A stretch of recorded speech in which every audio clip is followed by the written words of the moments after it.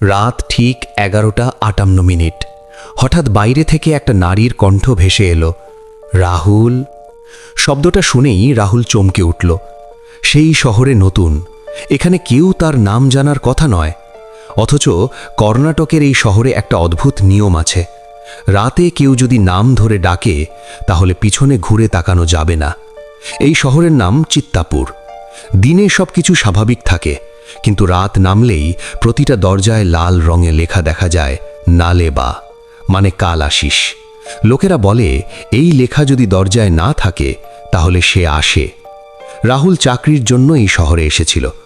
ভূত প্রেত এসব সে কোনোদিন বিশ্বাস করত না, কিন্তু সেই রাতে ভয় তাকে বিশ্বাস করতে বাধ্য করছিল। রাত 12:01। সে ঘরের ভেতর ল্যাপটপে কাজ করছিল, ঠিক তখনই আবার সেই কণ্ঠ ভেসে এলো, রাহুল, দরজাটা খোল। কণ্ঠটা অদ্ভুতভাবে তার মায়ের মতো শোনাচ্ছিল। রাহুলের বুকের ভেতর কেঁপে উঠল। ধীরে জানালার দিকে তাকিয়ে এসে দেখল কাঁচের উপর একটা ছায়া, লম্বা চুল, উল্টোভাবে বাঁকানো ঘাড়, কিন্তু কোনো মুখ নেই। আবার কণ্ঠ শোনা গেল, আমি বাইরে দাঁড়িয়ে আছি, একটু খুলে দে। ঠিক তখনই রাহুলের ফোন বেজে উঠল। পাশের বাড়ির এক কাকু কাপা গলায় তাকে সতর্ক করলেন।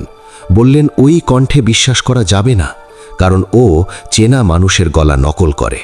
তারপর তিনি শুধু একটা কথাই বললেন, ওটা স্ত্রী। তিনি জানালেন স্ত্রী নাম ধরে ডাকতে পারে, কণ্ঠ নকল করতে পারে, মানুষের মনে দয়া আর ভয় ঢুকিয়ে দিতে পারে, কিন্তু স্ত্রী নিজে ঘরে ঢুকতে পারে না, দরজা ভাঙতেও পারে না।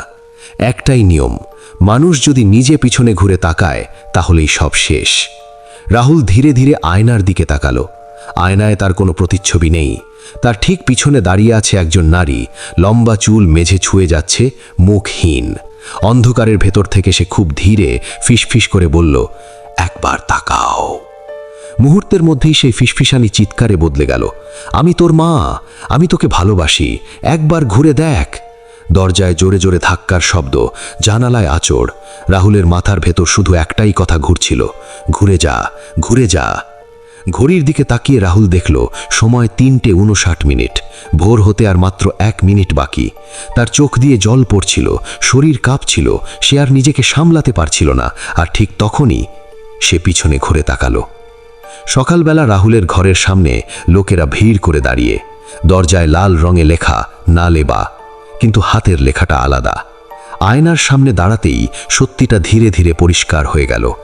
লম্বা চুল, মুখহীন এক অবয়ব, আয়নায় প্রতিফলিত। রাহুল আর মানুষ নেই, সে নিজেই এখন স্ত্রী। আর আয়নার ভেতর থেকে খুব ধীরে একটা কণ্ঠ বেরিয়ে এলো, কাল আসিস।